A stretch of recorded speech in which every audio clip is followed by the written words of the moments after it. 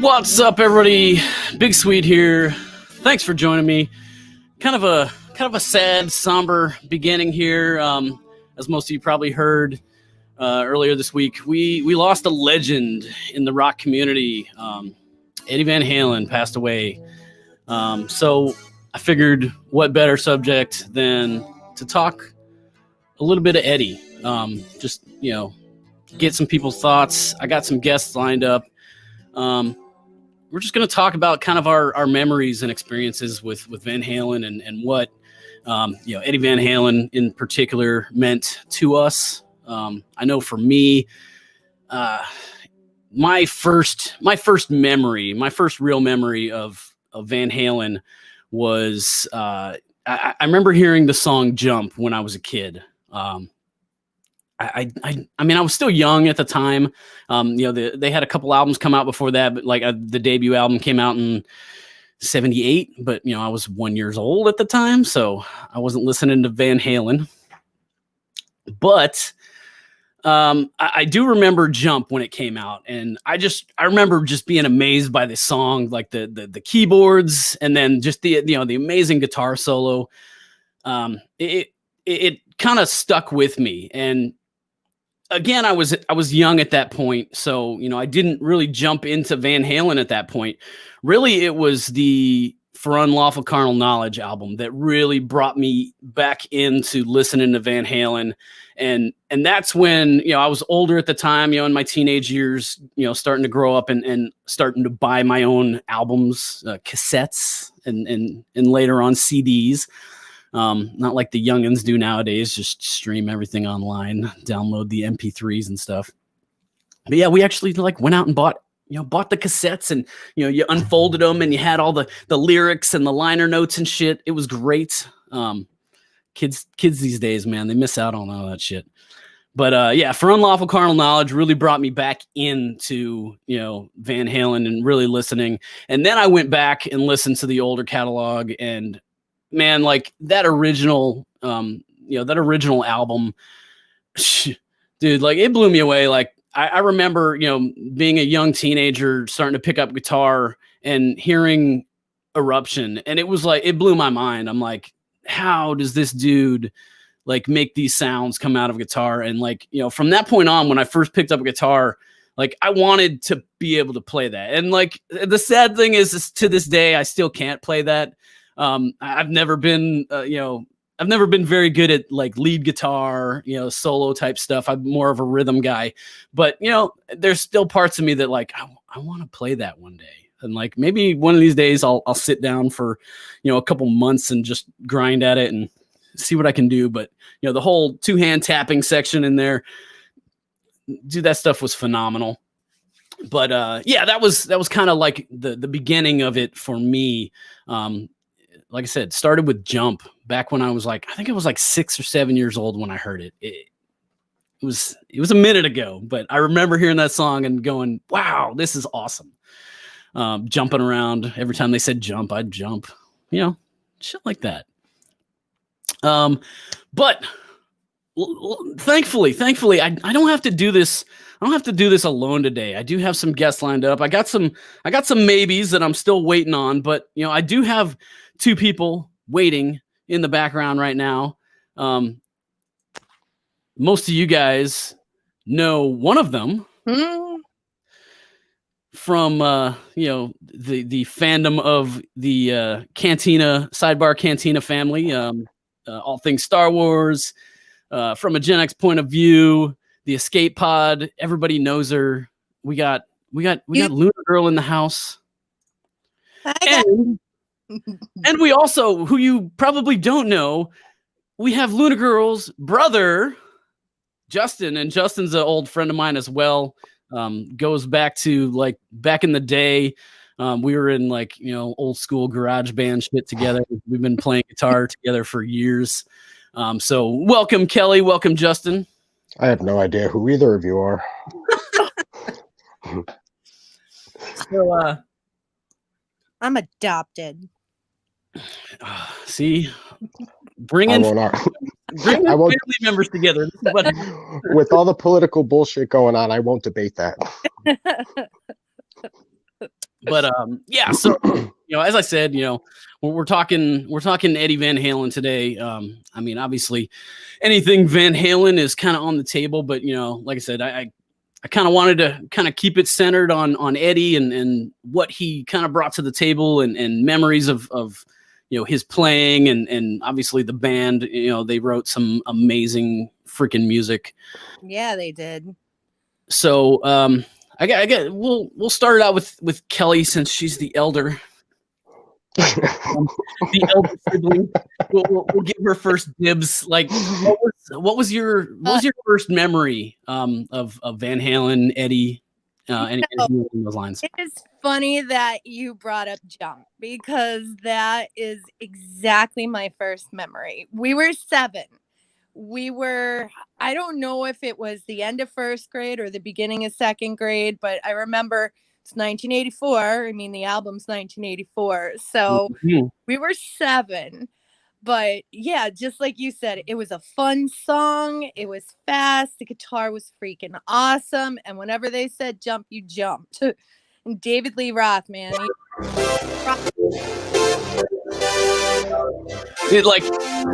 There is not. I challenge you to find a more iconic synth opening to a song, especially in a rock song, because nobody was doing this shit. Absolutely. Absolutely. And right after they released that song, they released Panama, which was another really fun, energetic, screamy song. So those were my first, Van Halen influences. Nice. Jut, what about you, man? What was your first memory? Oh, the one where David Lee Roth said he was just a gigolo, and I might have been like, maybe. I don't think. No, I'm kidding. I'm kidding.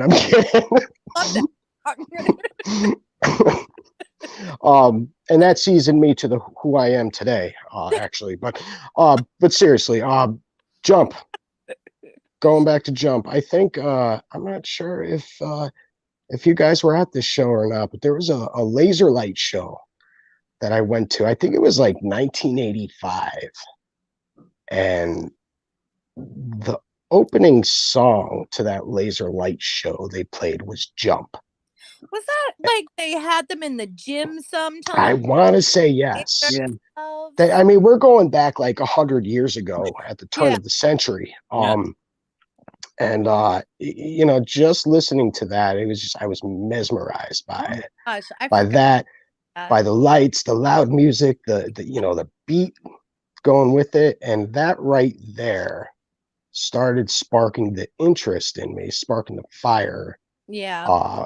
To music, to my musical career throughout life. Yeah. And it's something I was mesmerized by. I just loved it. Yeah, absolutely. Yeah, I think everybody in our kind of generation, Jump was probably the starting point for everybody, because it came out at that time where we were kind of, starting to be aware of music, before that, it was like we'd listen to whatever whatever our parents listened to. Like, we didn't have like an opinion on music at that point. Lionel Richie. Sheena Easton. Yeah, I think I want to say, if I had to guess, that the bands, the influences like Van Halen is really what sparked the rock star inside of us. Oh yeah. Yeah. I mean, and it's funny because like I was actually I've been doing a lot of Van Halen and specifically like looking at a lot of like Eddie Van Halen videos and stuff on YouTube this week, and I ran across this really he was doing like a live interview. I forget what it was for, but it was kind of like talking about like the music, but it was also talking about what it means to be an American. And he's an immigrant. He came from, he's Dutch. He came from the Netherlands when he was like 6 years old. Right.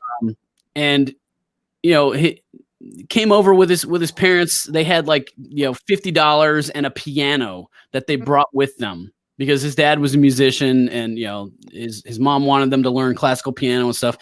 And like some of the stuff that I found really interesting was like, in that interview, like so much cool stuff came out about it, about like how he kind of came up, and he was talking about how at the time when that original debut album came out in '78, like rock and roll wasn't a thing at the time. It was like disco and punk was starting to come around a little bit, but like nobody was signing rock bands to labels.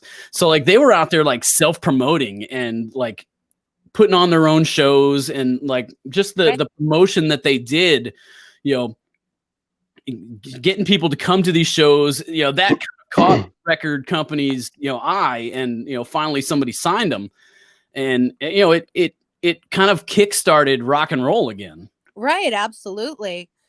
And then we started getting a little older. I'd say right around 89, 90, we all started really concentrating on rock. You guys did it right at the same time I did. And that's when we started to revisit those 70s songs that we were just too young to know, like Running with the Devil. Like, oh my gosh, that is a rocking song, holy crap, You Really Got Me. You really got me, yeah. You're talking about love, like it's funny because off that album, like one of my favorite songs, and it's just a simple bluesy type song, Ice Cream Man. Like, I love that song. It's like a little 12-bar blues riff, and then like it starts out with just like kind of the acoustic playing the like little 12-bar blues, and then it gets to that chorus, and Eddie comes in with that like blazing electric guitar, and I'm like, God, this is awesome. Right. Absolutely. But I mean, talking about that debut album, as a guitar player, Justin can probably attest to this as a guitar player. Like the one song off of that album that just, blows the mind is Eruption. Like, it was the first time I remember hearing just a straight up, shredding guitar solo on an album it was just the guitar solo. There was no song attached to it. It was just him just going nuts. Yeah. And, as I said, as a kind of an aspiring musician at that point, thinking about picking up guitar, it just like, it blew me away. Yeah. And from that day until today, like I still am amazed by that song and what he could do. Like, he did so many different things, like not just, everybody, thinks of Eddie Van Halen, the 2-hand tapping techniques and stuff. But it wasn't just that. It was, like his tone, like everything about it was different. Like you hear a Van Halen song and it's a Van Halen song. It's Van Halen. Like, over the years, you've had different singers, David Lee Roth and Sammy Hagar, and the third guy is escaping my mind right now. I wasn't really a fan of those years. God, what was his name? Jamie, pull that up. Is Isaac today? Huh? Yeah. Today. Come on. Somebody in the chat, bring that. Who's the third Van Halen singer? I can't remember his name, but I wasn't really a fan of that era. I didn't dig the dude's vocals.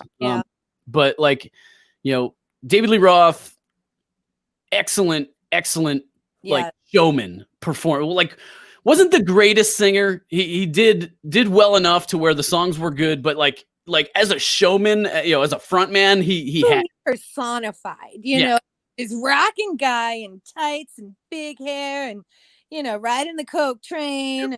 And then, you had Sammy Hagar, the Van Hagar years.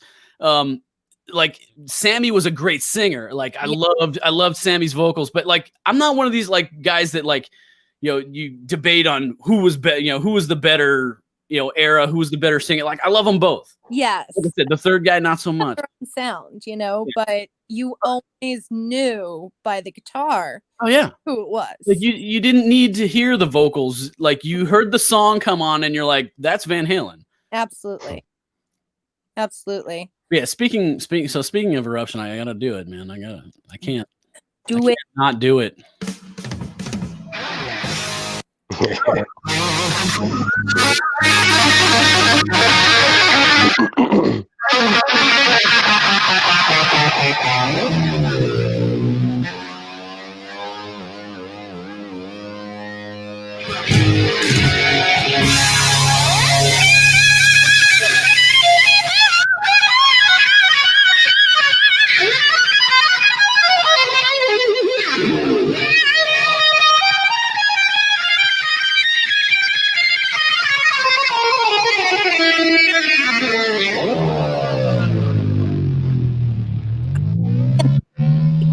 Fun.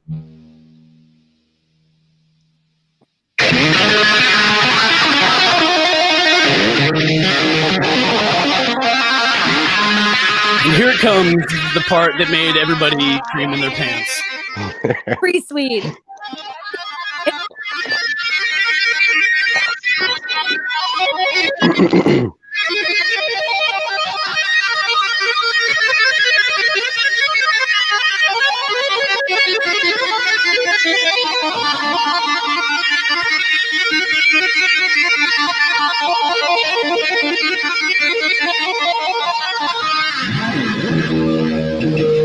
Big dive bomb there. Love it.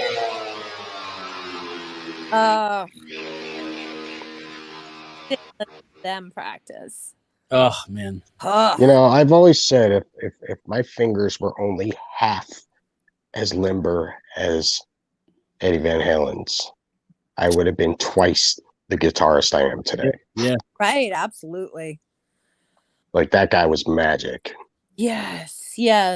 And like the crazy part of it is like he had no formal training in guitar at all. Like he took lessons in classical piano when he was a kid. Yeah, that's right. That's right. It's funny because when him and his brother Alex, when they started getting into rock, they were switched. Eddie was playing drums, and Alex was playing guitar. I forgot about that. So imagine how different the world would be if the story that Eddie tells is that he heard. So Alex got back behind the drums and he played the Wipeout. Right. And from that point on, Eddie was like, "Nah, dude, you're the drummer," and decided to learn how to play guitar. Like, imagine how different shit would have been if he never got back there and played Wipeout. Seriously, right? Ugh. Everything happens for a reason.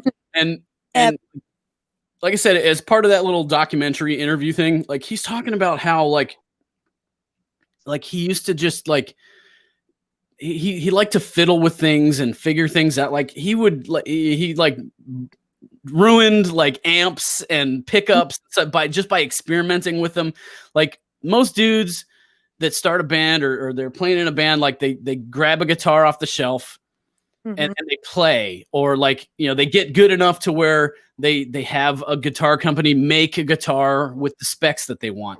Right, but like Eddie like made his own damn guitar. Like he basically bought a guitar body and put shit in it and like messed with the pickups and all kinds of shit and made his own guitar, like the whole like Frankenstrat, the red and, you know, the red and white and black striped Frankenstrat. Like he built that shit. And just to make a correlation, I remember you guys doing that same thing, not because you know it was all experimental, but because like there were kids in the country who couldn't get hands on shit, didn't have any jobs at that time. So you guys had whatever you had, you would restring them, you would put new frets on, you know, and you guys didn't have lessons. You were all self-taught, you know. Yeah. That's why to this day, I refuse to buy a top of the line guitar off of the shelf. I will buy like a good solid mid-range guitar and I'll gut it and put the electronics in it that I want. Yeah. And for probably $1,000 less than what I would have paid for the high end one. I have the same exact guitar. Right. Absolutely. And it started with that. Where we bought shit because that's what we could afford. Yeah. Upgraded shit over time. You change this out, you change that out. Oh, this broke. Let me change this volume pot out because it's all crackly. Yeah. You know, it was necessity then, but I learned how to do that shit. And then, now I don't spend money on stupid stuff that I can do myself. Yeah. And that's one thing I've always like encouraged my younger friends who are just starting to get into music. And they're asking, advice on guitars, for example. And they say they're looking at like a Paul Reed Smith. Great guitar. Don't get me wrong for a second. But get an SE. If you don't know what you're doing, it doesn't matter. You can buy the most expensive guitar on the planet. It's still going to sound like ass. Yeah. It's all in your style. It's all in what you learn and how you do it. I basically, the advice I give, and I was just talking to Jason Roscom because he's looking to buy a guitar, and he sent me a link of something on Amazon, and it was like, I don't even remember how much it was. It was like $40-$50, like beginner acoustic guitar package. And I was like, here's my personal opinion. Don't buy that. Like, you don't want to buy crap. Right. You want to buy something that's solid, but middle of the road kind of stuff. Like spend $150, $200 on an acoustic. Yes. And then, if you keep on playing, you want to get something a little nicer down the road, by all means at that point. But like when you're first starting out, don't buy crap, but don't buy the ultra expensive thing either. Buy something that's well made but inexpensive. The $150 to $200 price point. You get a decent Ibanez Electric or something similar. Yeah. If you excel in that, by all means, in the next few years, go for that $1,000 Paul Reed Smith or Les Paul. Yeah. But yeah. But if you're just gonna, get good to a certain extent, and you don't want to excel anymore, what's the point in dropping that money? Yeah. Some people pick it up and then they end up not having time to get really good at it, and they end up dropping it. And well, now you spent all that money on a really expensive guitar that collects dust. So, if you drop $150, $200 on a guitar and you end up, dropping it after a while, not a whole lot lost there. Right. But at least it's better than buying the $50 one that has constant tuning problems and intonation and the neck warps, and you're so pissed off with it and so frustrated that you quit. So that's why. And I think we've been in that situation in the past too, when we were first starting out. Yeah. Learn from the mistakes of old. Learn from your elders. Yep. But yeah, so like, I don't know, starting to get back on topic now. Yeah. Like I was saying, like just the innovations that he brought to, guitars and amps. I mean, he had his whole amp line, like, and the guitars, like he was the whole like EVH line that he had, the Wolfgang line, and then like towards the end there, he started working with Fender again on the Fender EVH Wolfgang stuff. But like all of that came out of like him just building his own shit. Yeah, exactly. And he was telling this story about how he bought this amp, and I guess it came from England. And when he plugged it in, like it didn't work, and he was like what the hell, like And then I guess he left it on for a little while, and after a while, it started to work a little bit. And what happened was it came from England, so the switch in the back was set to 220. And he's got it plugged in. He's got it plugged in, like US, like what, so like it's half the voltage that the thing is asking for. Right. So it took a while for it to start to warm up. So based off of that, he started experimenting with like he said he started out with like just like dimmer switches for like a light bulb, and he kept burning shit up. So like he went to this like electrical company and they they made a bunch of components, and he was asking him, like, do you have stuff that you can control the voltage with? And that's where the whole variac thing came from. Like he would use that variac control to, change the voltage going into the amp, which would change the sound. Like just shit like that. Yeah. And again, that's his brain. How, if I remember correctly, you guys started. I mean, like we had this dinky little music place, 40 Major Music, baby. Yeah. But if we didn't have the money and we didn't have a ride and it was too far to walk, you guys would use whatever you could find. Like I remember somebody, I want to say, used a dimmer switch, or I don't know, maybe it was an old light switch from an oven range or something like that. I don't know, but you guys used to just invent shit, you know? Like, so like, just kind of like sidebar. Yeah. Drink. So in my band that I was in out in Phoenix, we were playing like, this is before we started like getting like gigs at actual clubs and shit. We were playing like house parties and shit. And to make things more interesting, we're like, we want to have like, kind of light show. And like when we'd practice at our guitar player's, Jason's house, our lead player, he had this strobe light that, we'd turn the lights off and we'd have these other lights that were going, and we turn the strobe on.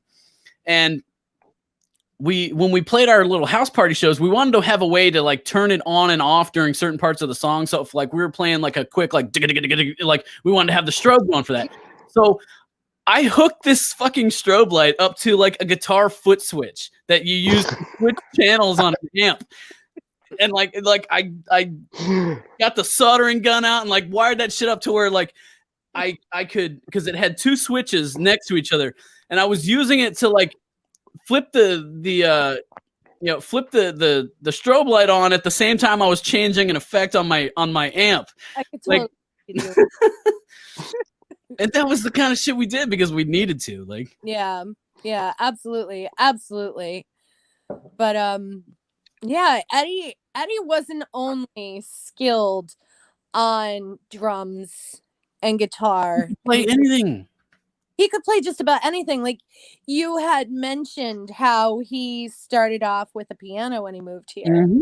And then that you can hear on the intro. I'm going to lead up to 1990. What was it? 91, 92 when they released. I think it was 91. 91. Right now, the intro to Right. Yeah. The clear beverage craze gave us all a reason to live. I forgot about that.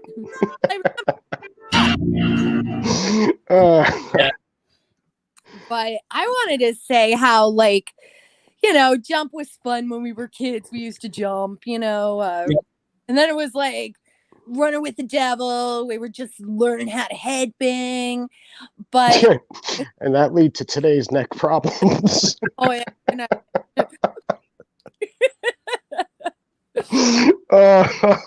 Now with Sammy, great times. Like Sammy Hagar, we already mentioned, had like kind of like the almost an opposite personality of David Lee Roth.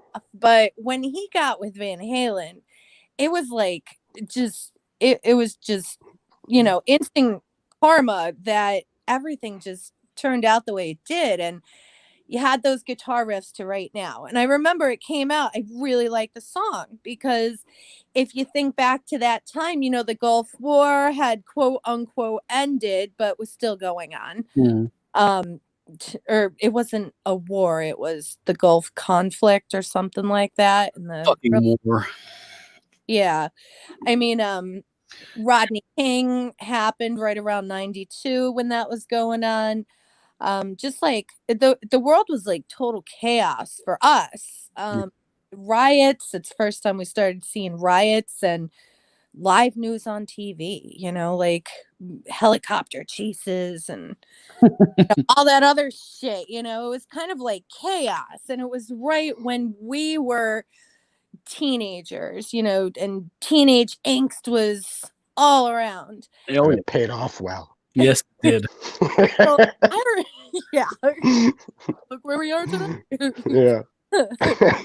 but just, listening to that song, it had such an impact. And then, I think you remember, we used to stay up just past Saturday Night Live, I believe.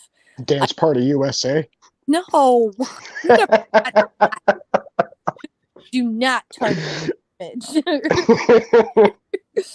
Oh, remember, like, right in the mid 90s, they started showing, or maybe early 90s, they started showing the top 10 videos at like 1 a.m. because, reminder, we lived in the country. We only had like 4 stations. There was no MTV when we grew up. Yeah, no. And unless you were a millionaire, you weren't getting a satellite dish. It existed. Don't get me wrong. MTV existed. We just didn't. There was no way to get it out where we lived. It existed to us, unless we slept at a friend's house in Forest City and we begged them to turn on MTV, which then, made us look like, whatever. But anyway, seeing that video for the first time, and they also played it. Remember, we used to have Coca-Cola dances where they would come in, big video screen, projection screen. Yeah. Wow, flashbacks.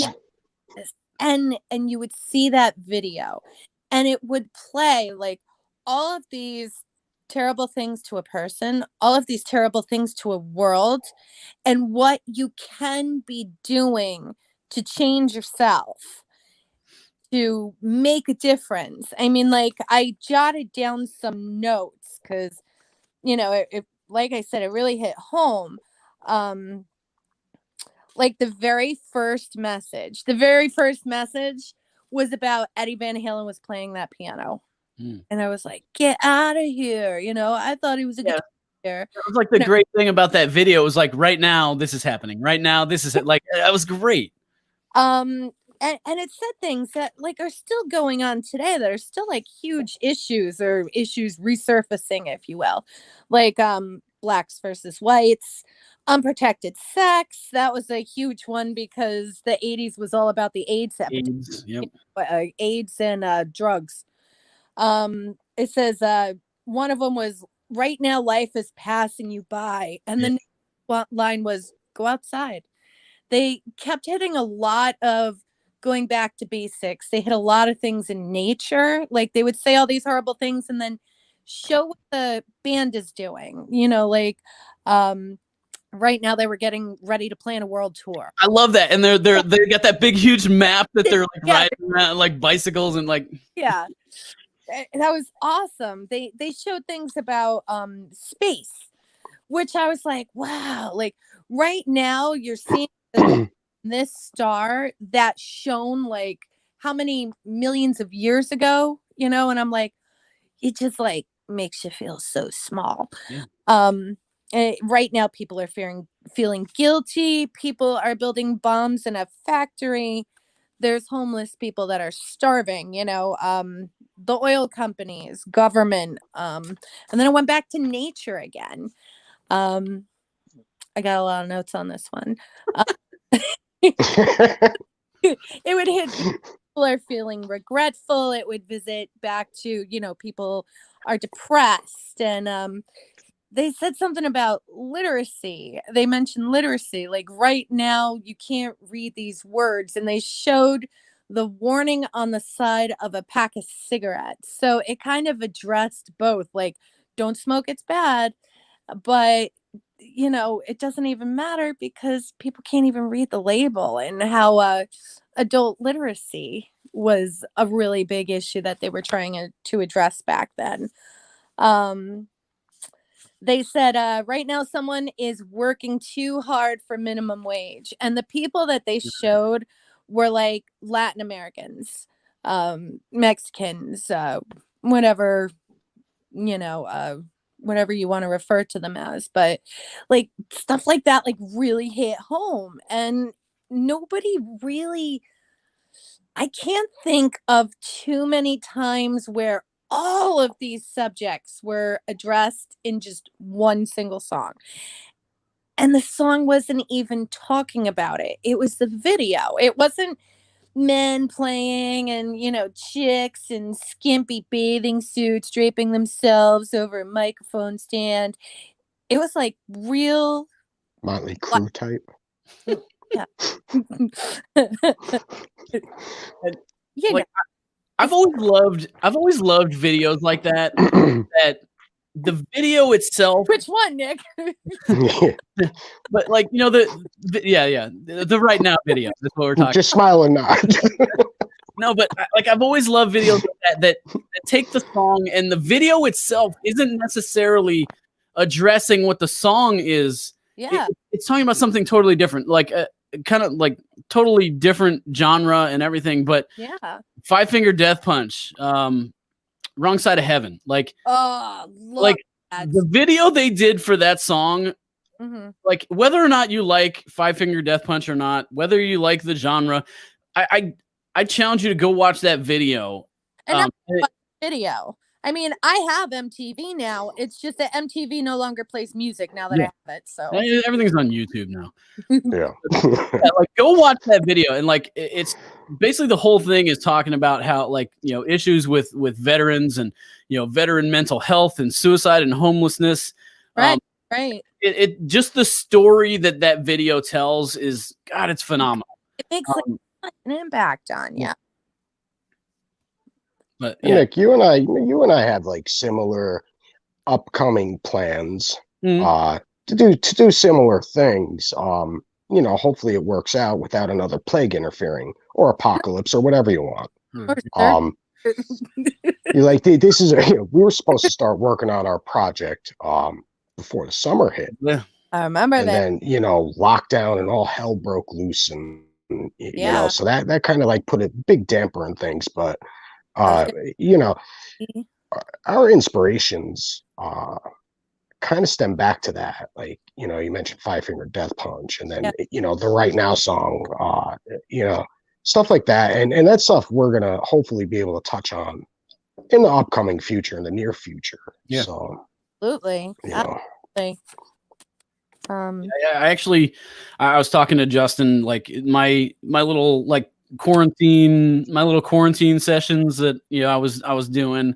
It kind of fell off just because, you know, there was stuff with just lockdown stuff where people I was working with, they were I'm lucky where I can record everything I want right here in the studio. But like some of the guys I was working with, they were actually like having to go to the studio to record their parts, and then like lockdown and they couldn't go to the studio. So like things kind of got put on hold, and then just real life like barges in and stops you from doing some things you like. But, I was talking to Justin about doing a Seven Dust tune, Angel Sun. Right. That, along similar lines where, it's always kind of, I mean, I love the song to begin with, but like it's always been that kind of reminder of, like, you know, brothers and sisters in the military that I've lost over the years. Yeah. It just, that song touches me on a personal level, like because of that. So that was one of those things that I wanted to do. Right. Absolutely. That'd be really cool. But I look forward to it. And then to jump back into the video again, the middle. We interrupted her. Oh, sorry. No, my thoughts. I get like times where I go off on a tangent, and then it's like, where was I going with this? But I don't that. But like in the middle. Keep your hands off my beer. That's where I was going. No, I'm doing Sober October. So. Quitters. Oh, I get it. You get what? Sober October. So good. I'm doing No Shave October. That's me too. You're a month early. I'm like a couple years early. Yeah. Hey, Santa Claus, I see those grays. But anyway, back to sorry, sibling crap. So middle of the song where it says intermission on the screen, and then you start hearing the guitar solo, and then across the screen it scrolls that Eddie is also doing this guitar solo. So not only did he do piano on that song, he still did the guitar. So See, that's one of the things I respected the living hell out of him for. Just because he was multi-talented. Yeah. Not just multi-talented with, like instruments and gear and shit like that, but like he crossed boundaries. Like absolutely. Like he played with fucking Michael Jackson. The guitar, and a lot of people don't know it, but the guitar solo on "Beat It," that's fucking Eddie Van Halen. Like, I'm not gonna lie, I never knew that. Yeah, come on, man. Until right now, I never knew that. You were today years old. I was this many years old before I knew that. But I remembered that I heard it years ago on Tuesday when I was listening to the tribute on Sirius XM. They turned Ozzy's Boneyard into the tribute channel for the night, and Keith Roth was doing an interview and they started talking about that. And I want to say, who was it that he was interviewing LL Cool J, and I believe he worked with LL Cool J too. Like, I was like, oh yeah, but it was, if you have the opportunity, if you have Sirius XM, like it was actually a great few hours. I actually learned quite a few things that I didn't know too. Just a little tidbit of information. I don't know if everybody knows this one, but like, Eddie worked with a lot of different artists. Yeah, I did. But also in his catalog, I don't know which one, but Eddie did contribute to the soundtrack of a porn movie. I don't know which one. No, I'm serious. Look it up. If it's on the internet, it must be true. The dude got around. Like anything musical that you could get your hands into, he had his hands in it. I want to know. Good for him. Yeah. Probably got to hang around the studio for a while, Probably got paid well, Kudos. Perks of the job, I don't know. Did you hear that from somebody, or did you hear that on your TV? I read it online. And like, if it's online, it has to be true. You can't put stuff that's not true on the internet. That's right. Especially like Wikipedia. If it's on Wikipedia, it's got to be true. Yeah. But there were references, Yeah. I'm gonna check my Encyclopedia Britannicas.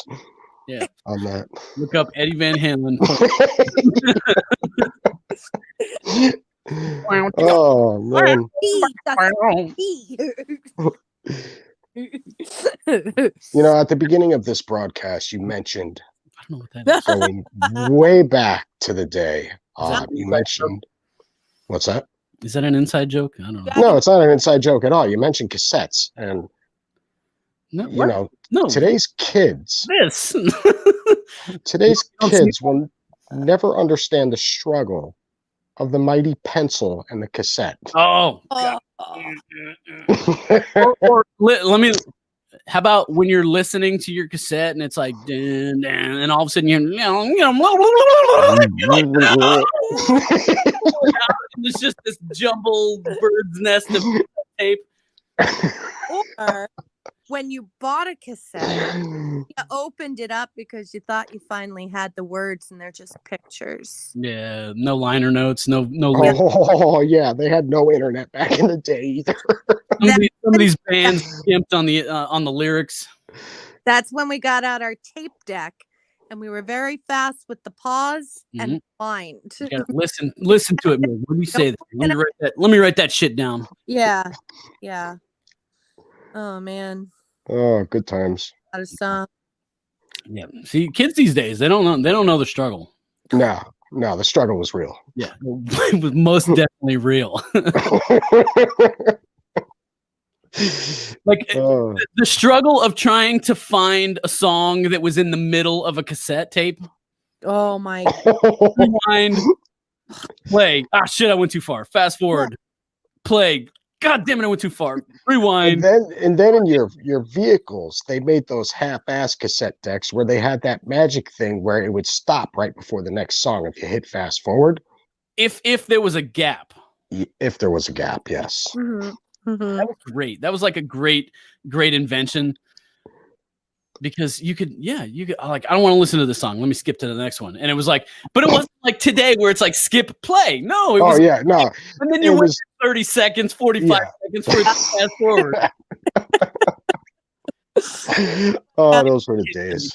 We got cassettes on like Christmas and our birthdays because we were po. We made our cassettes off the radio. Oh. Yeah, you play the fucking radio and you standing by with record to wait. There's my song. Record, make your mixtapes. Yes. The pause button. Like how many hours were wasted sitting by the radio waiting for a specific song to come on the radio so you could record that shit. Oh my God. I feel our lives. I feel like we're delving into Gen X point of view here. In spirit, I did it, and I was that person that kept rewinding and hitting the pause button, trying to figure out what Kurt Cobain was saying. Had to. Well, and Kurt was very cryptic with his lyrics. So but we're going into a different. Yeah. Oh man. But that's the thing is like I was saying before, like Van Halen kind of like opened the doors. They rebirthed like rock and heavy metal again, and that opened the doors for other things. And like the hair metal craze kind of took off, and then here in the 90s, here came grunge to slam the fucking door on that and open up a new But I mean that's the way music goes. Like you always have things that are kind of in. And then things that drop off. But the one thing, and like, Eddie said it in that interview thing he was doing, that rock and roll never really dies. It never goes like it may drop off for a while, but it's cyclical. Like it comes back. There's always a want and a need for just fucking good, heavy rock and roll. For generation. Rock and roll energy. I admit it. Our generation is the best generation. The styles may change, and the way the way we do things and play things changes, but like just that need for good guitar driven rock. Crunchiness, the electric. Hey, that's how we wrote a term paper in one night. Fucking A. just had music playing in the background. Holy drinking shit. Coffee all night. Lots of coffee and Jet Alert. That we each took turns using. Yeah. And we didn't have the internet. Typewriter. Did you hear this fucking typewriter?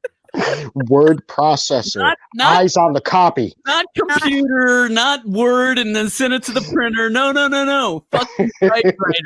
Oh, fuck, I messed up. Start over. There was no delete key. I did have that whiteout, and I had just enough to where I think we both got to like our last page, and it's like we cannot make a mistake. We have no whiteout tape left. Well, you guys tried harder than I did, so. Dude, we finished at 6 o'clock in the morning, and we were at school by 8. Yeah. We did. You tried much harder than I did. You were a kiss ass. I wasn't a kiss ass. Oh, she was the worst teacher. Oh. I won't say her name. Just in case she ever likes to watch Eddie Van Halen. My dumb ass on the internet or something. Oh, I remember that guy. Screw this. Dude.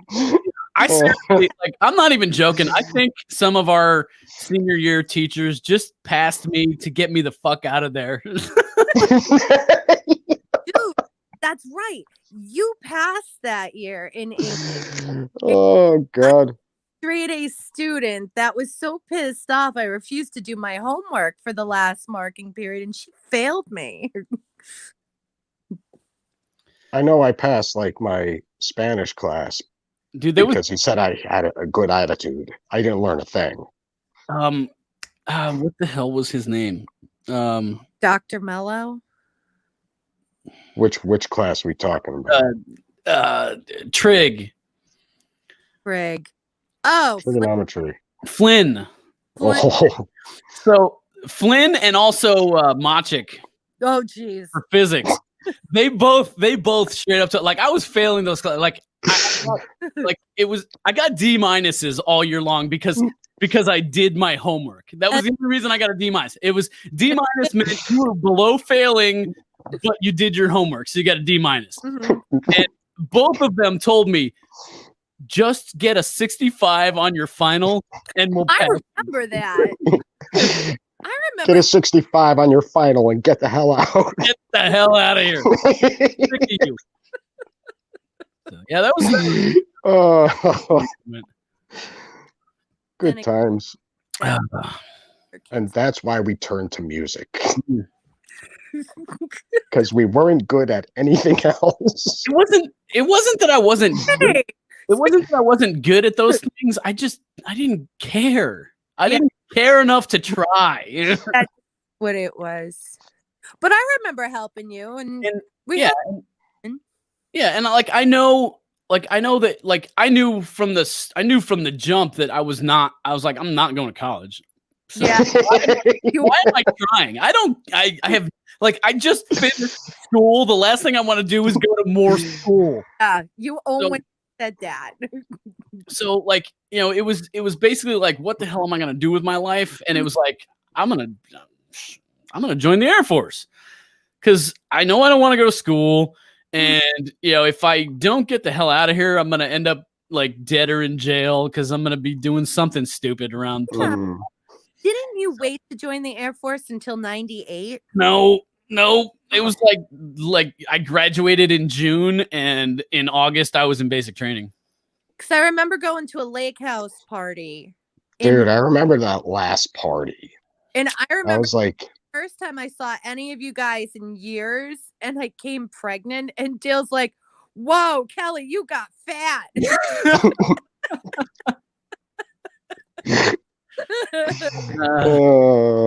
I had Cassie on the Thursday, that following Thursday. I remember that because we're having this big party and there you are all prego and can't drink. You just have to sit there and watch all our fucking dumb shenanigans. I did too. was I at this one? There was some crazy shit going on at that party. Did we play at that one? I have pictures of. I know I was sitting there with an acoustic, and there was people all around. I don't know, probably playing Nirvana because that's what we did back then. We always play Nirvana. Yeah, well, but I sang it. I do remember crazy shit. Well, dude, there was so much crazy shit that happened at all those lake house parties. There was some interesting things. If those walls could talk. Aftershock. That's all I remember. I remember, the aftershock. Justin looked like he was puking blood. It was like, no, that's the aftershock. Okay, but poke him with the stick. Is he still alive? Oh my gosh! And that devolved into Party Snake. Oh God, yeah. Good times. Tastes like chicken. I did not participate in that. You should have. It was good. You should have. It was actually pretty tasty. If I was there, I would have been the one to stop you guys. I would have taken Party Snake and thrown him in the lake. You would have screamed. A little bit of salt and pepper. It was actually, I was impressed with your cooking techniques for that. It was great. I never thought you had it in you. Skinned and gutted that bitch and threw it on the grill. It was great. I'd eat it again. I'm not gonna lie. I would too. Snake's good. Dude, we should totally go out this weekend and catch some snakes and cook them. Do it. Throw them on the grill. Dustin, you're gonna get a disease. Why you cook it? Duh. Come on now. Oh man. Well, before we end this, I have to say one last Van Halen memory because I just mentioned Dale. Yeah. Oh Dale, boy, Dale. the biggest Van Halen fan that I've ever known. He's the one that brought From the Awful Carnal Knowledge to me. Like he came over my house and he's like, dude, you got to listen to this. Yes. We got to get him back into drums and playing again. Fuck yeah, we do. I never had a car, which you know, because Nick, you were one of the people that gave me rides everywhere. The Colt. Yeah. Every Thursday morning, Dale would pick me up and drive me to school because we had show choir practice at like, I want to say 7:30 in the morning. I still laugh my ass off that Dale was in choir. And he did it all for the nookie. We're not going to go there and dredge up bad memories. Dale will never listen to this or watch it, so it's fine. So it's okay, yeah. But he had that beautiful white Camaro. And he would not let you ever. Dale was the nicest person in the whole world. Wouldn't care. Times have changed. But the one thing was you do not touch his radio. And all he ever played was Van Halen. Hell yeah. The only thing he would ever play in his car. And don't touch his radio. You could do whatever you wanted. You could eat cereal out of his chest, but don't touch his radio. Did I give away too much? I think you brought that up on my birthday live stream. Well, I kind of said it cryptic, but yeah. We all have problems. Oh man, this is like seriously like. Yeah. And I'm the sober one of the group, with the exception of painkillers. But Eddie's up there right now. He's up there with Lemmy. He's with Dimebag. You know, like Vinny and Whitney Houston. Oh, dude! I mean, don't make me reach through the screen and slap you. What did I miss? He said Whitney. Whitney Houston's up there. That just reminded me of Empire Records. And fucking BB King is up there. Oh yeah. Stevie Ray. Oh yes. Dude, all these fucking legends. Jimmy. Legends. Like, dude, can you imagine Eddie sitting down next to Jimi Hendrix and them having a jam session right now? Like, no. I hope that absolutely, Dragon Buddy. You know, one hell of a band up there. That is a fact. Yeah. Seriously. Yeah, and you know what? I would be kind of remiss if I didn't bring this up, but like the one cool thing, I don't know how much you've followed Van Halen in recent years, but Eddie's son, Wolfgang, was actually playing bass in Van Halen. I didn't know. Yeah, he I think it was somewhere in the like early-ish 2000s. He started. He took over. What was his name? I can't. God, names are escaping me right now. But anyway, the original bass player for Van Halen. He took over in like the early 2000s, and he played bass. And like Wolf was like. That kid was instrumental in bringing Eddie back from the brink. Like he was, there was a point in time where he was really struggling with like the alcohol and drugs and stuff like that. And like Wolf brought him back. Like there's a video you can watch online where they played 316 together on stage when it looked like Wolf was probably in his teens, like early teens at that point. And you can see in that video just how rough Eddie looks. Like it is like the playing is sloppy and stuff, but like Wolf comes out and he starts playing, and then Eddie's kind of ad-libbing over the top of what he's playing. And you can see just that love that he's got for his son. And then you can see it in other videos where they played, and like you see him just like looking over at his son playing on stage with him, and just that glow and just that smile. But yeah, he's a phenomenal musician in and of himself. He's been recording like a solo album that he did everything. Like he's just like Dad, where he plays everything on this album. He plays the drums, the bass, the guitar. He sings like everything. And That's like impressive. I can't wait for this like album to drop, because I want to hear what he's got. Like I've heard little snippets that he posts on like his Instagram and stuff like that and Twitter. But like I want to hear what he's got. Like, because God, can you imagine that growing up with Eddie Van Halen as your dad and Alex Van Halen as your uncle, and growing up around this huge band that is Van Halen. Oh, that's a lot of pressure, though, if you think about it. Yeah, but and he's never been like he's got a lot of haters, because there's a lot of people that are pissed off that he took over for Jamie. What the fuck is that guy's name? I need somebody to pull that shit up. Well, in the chat today, anybody? I see Big Lovin' in there. I see Dragon Buddy, but nobody's playing Jamie and pulling that shit up. Honey, can you look up, please? What was his name? Original bass player for Van Halen. God, I can't believe that I'm spacing on this shit. Well, it's called We're Over 40, so I'm old and I'm half drunk and decrepit. Dragon Buddy, original bass player for Van Halen.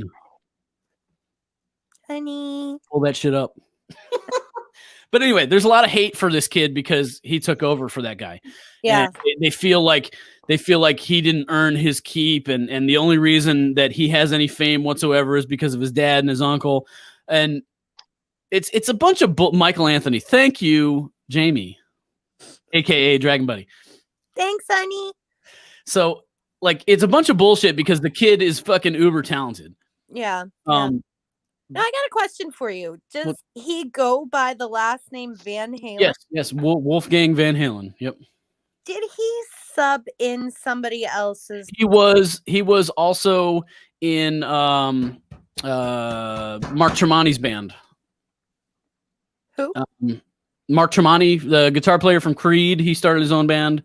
Tremonti. That's where mid to late 2000s, right? Yeah, somewhere in there. Yep. Right. Okay. That's where I remember Wolfgang. I don't remember Wolfgang Van Halen. But yeah, Wolfgang Van Halen. He's also playing with speak of Seven Dust, Clint Lowry. He's doing his own solo album as well that Wolfgang is going to play drums on. Oh wow, that's awesome. That's cool. So like the kid is legit. Like dude can play, dude can write, and all this bullshit about like, oh, you didn't earn it, you just you're famous because of the bullshit. No, I'm sure. You see, that's one thing about Eddie Van Halen is that he had a really strong sense of family. I wouldn't imagine he was the type, like, if you want something, you got to work for it. He never let anybody ride on his coattails. Yeah. So I would imagine that he would have been that parent, like teaching him, telling him what to do, how to do it, who to go to for inspiration. Like, I don't know, but that's how I imagine him. Yeah. And, it's funny because like, I keep bringing up that interview, but it was really good. Like you gotta look it up. I'm gonna try to bring it up here, find it again, but I'll bring up what the video is. But he was talking about like because the whole thing was music and it was talking about him and his stuff, but it was also talking about what it means to be an American. Yeah, and it got brought up like something about him. Something about him like feeling like, did he feel like he kind of lived the American dream? And he's like, well, I mean, you look at it like, I came from the Netherlands with like $50 and a piano. Yeah. And ended up where I am now. Like if that's not the American dream, I don't know what is, you know? Absolutely. Absolutely. Ah, man. So. Another legend. So yeah, so on YouTube, it's interview with Eddie Van Halen is rock and roll about reinvention. But it's really good. It's like an hour long. Right. And they talk about a ton of different stuff about like kind of like his background, where he came from, and then, you know, his innovations with stuff. He even gets up and plays the guitar a little bit, does some demos of things. And then, like, you know, answers some questions from, you know, the crowd. And one of the answers he gave, like, I was just like, this is a dude that like is completely down to earth. Like you can tell, like 100% legit. Like he's not putting on a show. He's not being some character that he invented. This is just him. Like somebody asked him like, of all the great musicians in the world that have passed, like who would you love to play with? Mm-hmm. And he thought about it for a minute, and he's like, I'd like to jam with my dad again. Oh. And you know, that is just, that's cool. I mean, that's the epitome right there. Like that's who he was. Like very strong sense of family. Yep. You know. Yeah. R.I.P. man. Yeah, I think you know, he brought up in that interview as well. He was talking up his son. He's like, wait until you hear what he comes out with. It's amazing. Like, so like he's never been that guy to like brag about himself and talk about, like, you always hear that whole thing with the two-hand tapping thing where like people are like, oh, Eddie Van Halen didn't invent that. He never claimed that he did. No, he just rocked. He just did it. Yeah. And like, he did it differently than anybody had ever done it. He did it, and he did it well. Yeah. Like he's never been that guy to be like, oh, I did this and I created this and I invented that. Like he's humble. Yeah, he's never been that dude. Mm-hmm. And like you said, family, like loves his kid, loves his family. Yeah. And I mean, even, you know, his ex-wife, Wolf's mother, like, yeah, they're divorced. But you know, they're still close. They, you know, there's still love there. You know, things didn't work out for whatever reason. Mm-hmm. But I mean, you can tell in the things that his family's posted over the last few days that, you know, family was big. Yeah. Very. Yeah. So yeah, definitely cool to see Wolfgang carrying on the legacy there. Yeah.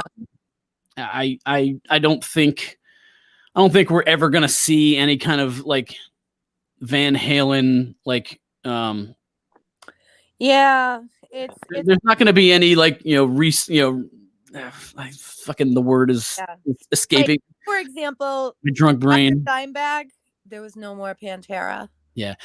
And honestly, in recent years, there's been talk of doing a Pantera reunion, having someone else step in and play Dime's stuff, which honestly, like there's two guys in my mind that could step up and do Dime justice.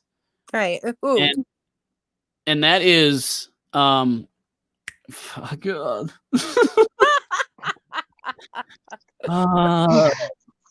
Zakk Wylde.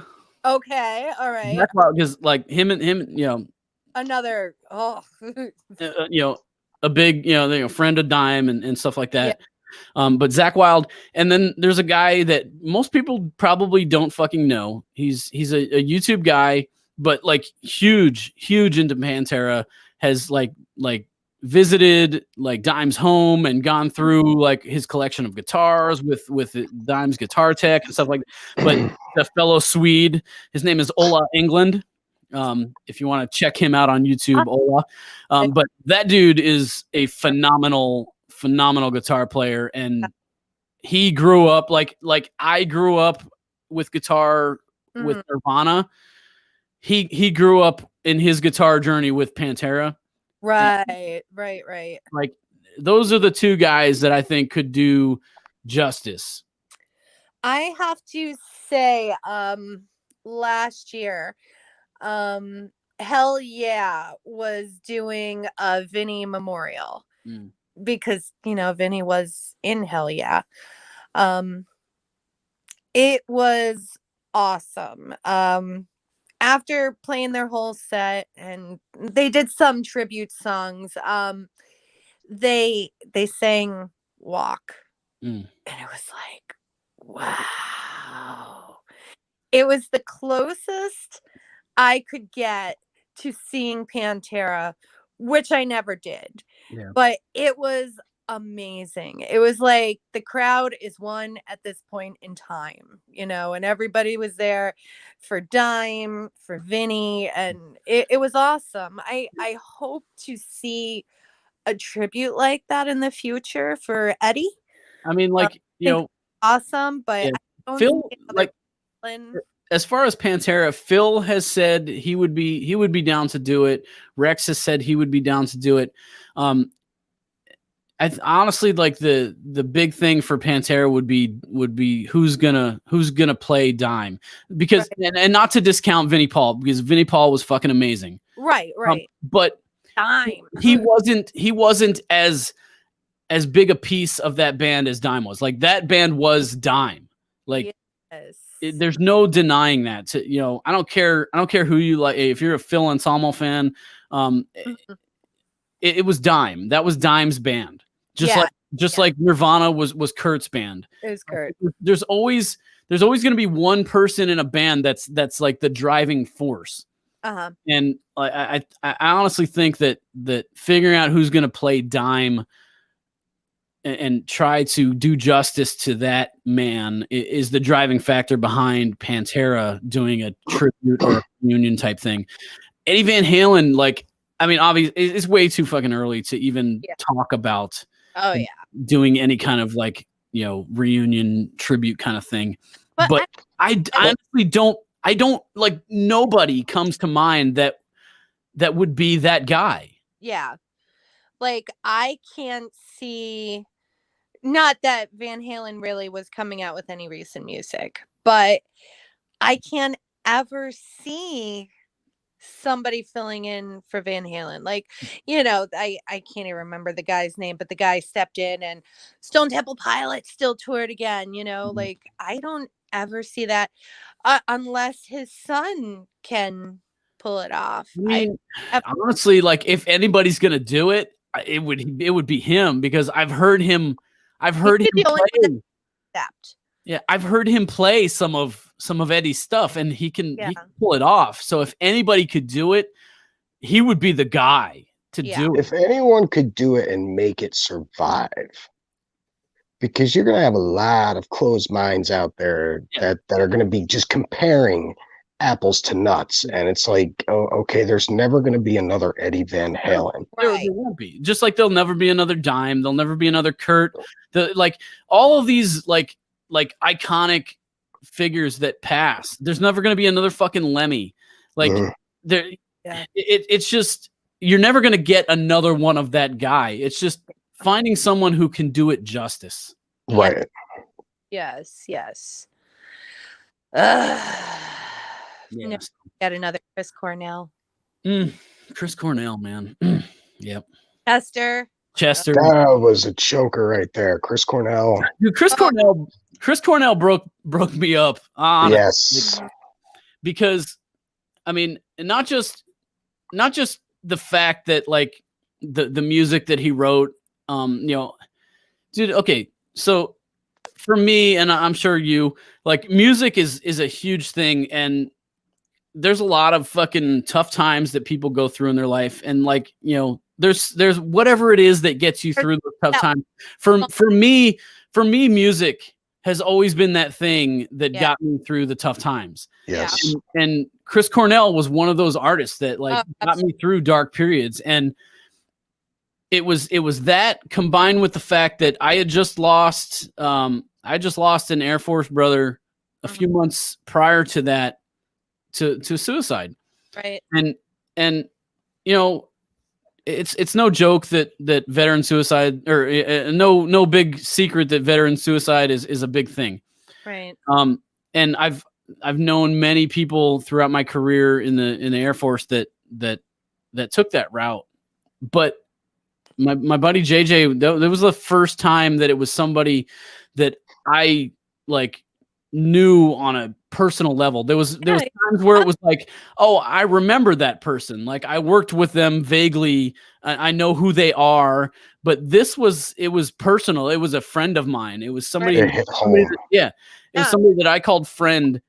And I was just getting to the point where I was not that I'm okay with it, but I was okay from like a mental health standpoint of like, okay, I get that because there was a lot of like kind of that survivor's guilt, or like what could I have done to fix this or intervened, a lot of that shit. Like maybe if I would have called him, or maybe if I would have talked to him a little bit more often, but I'd kind of just gotten past that. And I was kind of feeling okay again. And that Chris Cornell news dropped, and it was just a nut punch, man. I like to believe it's a conspiracy against him. So, he didn't really kill himself. Yeah.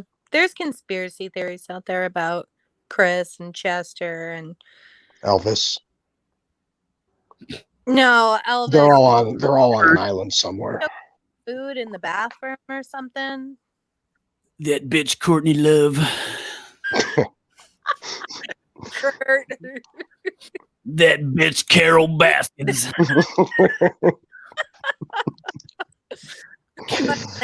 Just for the record, even though I know what you're talking about, I've never watched a single episode of that show. Oh my gosh. I can say it. Dude, I didn't for the longest time, and then I watched it, and I got sucked in. I was like, that fucking chick got off your husband and fed him to the tigers. I don't care what anybody says. Dude, I walked in. Christopher was off again, which never, ever, ever, ever happens. And it was like at the start of COVID. I don't remember why he was off. And I walked in, and I'm like, he's watching YouTube, or not YouTube, Netflix. And I'm like, what the hell are you watching? And he's like, I'm like, fuck this shit. I don't think I could get 10 minutes of that show. And I just stormed out because it was like, no way. I don't remember what the kids were watching in the living room, but I could not. I'm very sorry. And I hope Carol Baskin doesn't watch this show and feed me to a tiger, because we all know she killed her husband. That bitch Lunar girl. I'm telling you, man, like I was one of those people who's like, nope, never watched it, not gonna watch it, and then watching it, and it like, yep, absolutely right here, Dragon Buddy. It's like you can't stop watching it once you start watching. And I did. I could, and I did. You didn't give yourself enough time to get sucked in. Oh, dude, I tried. I walked in. He spent an entire weekend and binge watched the whole thing. Yeah, so that's what we did. Times that I walked into the bedroom and laid down and tried to drown it out, but I'm like, train wreck is right. Like, dude, I just listen. Yeah, I didn't even give it a second of thought. I just never turned it on.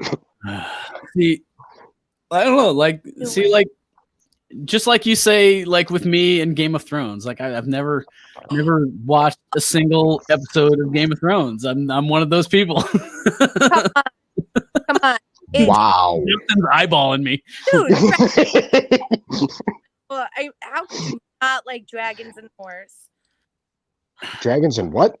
Horse. Okay, that's what I thought you said. See, and that's the thing. It's like everybody's like, oh, like tits and ass. Like I should be into this show, but and I don't know, like. Okay, dragons. Dragons and ice zombies. If I want to watch dragons, I'll watch fucking The Hobbit. I don't know. Oh, come on, man. Smaug is not the only dragon out there. Dude, I got too much. too much. Cumberbatch. I got too many shows upcoming on my plate to bring Game of Thrones into it. We got Baby Yoda coming. Baby Yoda and the rest of the cast coming this month at the end. I haven't even started watching that yet. Yeah, Get your fucking ass. I am. Get off your ass and watch the fucking Mandalorian. You know what the problem is, and it's the same exact problem I had with Game of Thrones. I'd get through the season, and then I'd have to wait 9 more months for the next episode. Wait until fucking October 28th, and then watch season 1 for 2 days, and then October 30th, season 2's out. That's right, and then I'll have to wait another year for season 3. Well, actually, you'll have to wait another week for the next episode to come out because they're doing it episodically. It's even worse. They're not releasing it like Netflix does, where you can binge the whole season. What's your name? Not Swede, but what do I call you on here? Huh? Hector Gonzalez. I have no idea what you're talking about. Come on, you need to watch this series, okay? Or else you're not a true Star Wars fan. Baby Yoda and the rest of the cast. Baby Yoda. Featuring Cara Dune. Cara Dune. Oh, that's our newest pop in the family. Cara joined us last. I'm sorry, no one will ever place Emilia Clarke. Emilia Clarke? Dude, just stop. Just stop. I don't know. But anyway, I have Nick and I are getting ready to throw down here, so we should change the subject. I have Baby Yoda and the rest of the cast coming the end of this month, and then in January we have Cobra Kai season 3. Shut your fucking whole mouth. Sorry, I was not ever a Karate Kid person. How are we even friends? That you don't like Game of Thrones. How are we friends? You don't Probably like the same way we're related. She was adopted. I was found in a puddle. Dragon Buddy. I know Cobra Kai is on your radar. Talk to your girl here. Get your girl.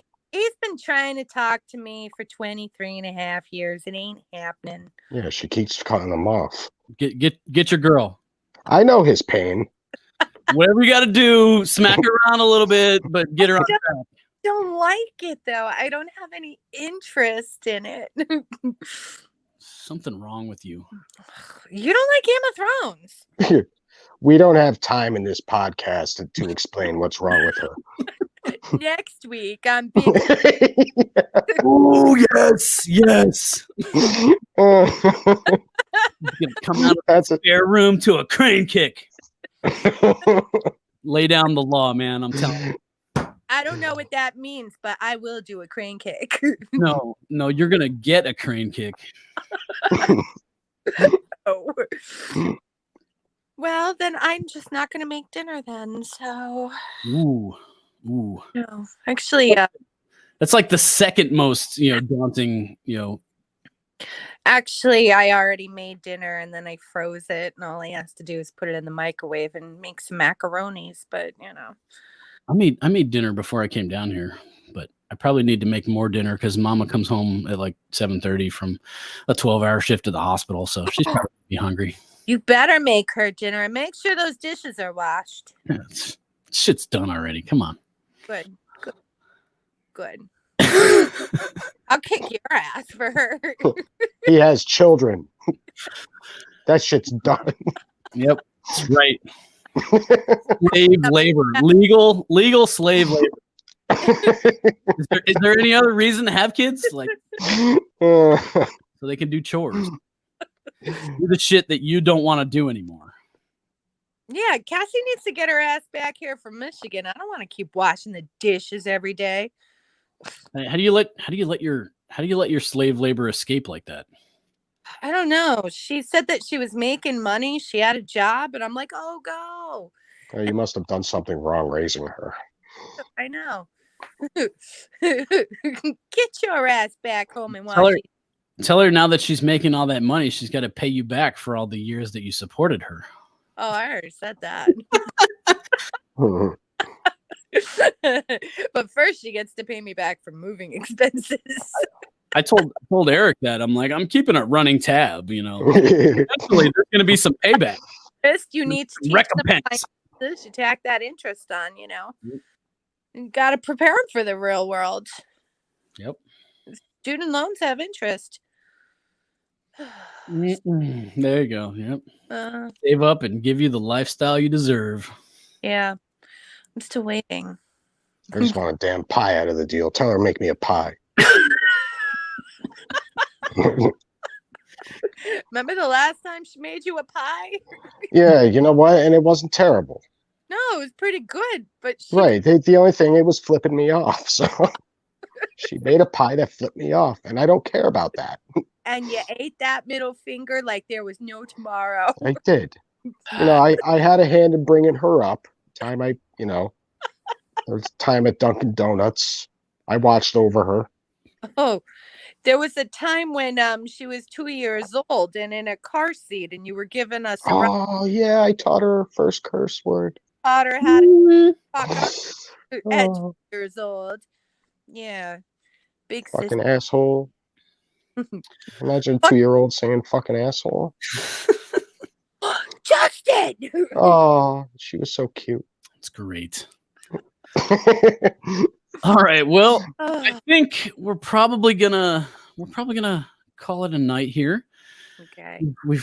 I think we've discussed just about everything I had notes on, and I know you had a shitload of notes. Did you cover everything you needed to cover? I still have some notes about right now, but we're probably past that. I didn't take any notes because I only had maybe 20 minutes to prepare for this. Like, hey, Justin, you want to jump in on this thing? Yeah. Sure, if I can make fun of my sister, I'm game. Hey. So I toyed around for quite a while on what music I kind of wanted to end this off on. Much like sometimes it's obvious, like, when BB King passed, like the theme song of the night was The Thrill Is Gone. Like, right. Like the most obvious, reference you can make. So I kind of was scanning, the Van Halen catalog, trying to find a fitting tune to end this off with, saying goodbye to Eddie. I've got like the Weasel game where like you're gonna sock them with. I've got that going. Whack-a-mole. There you go. I got a whack-a-mole going on over here. I don't know if you guys catch that. Oh, there it is. Oh, there it is. Hi, Anders. But anyway, like I said, I searched around to try and find a good song, and the most obvious choice for me, it was off of For Unlawful Carnal Knowledge. The Dream Is Over. Yeah, it's a good one. I mean, like I said, I didn't want to keep this. I don't want this to be a down, a somber down note, but it seems fitting. It's fitting. But I'm not going to be somber because, like I said, I have that vision of him up there with Lemmy and Dime, and they're having a good time up there. Can you imagine that jam session? God, dude. But I would love to be a fly on the wall. I still got a few years left, so someday, though. Someday.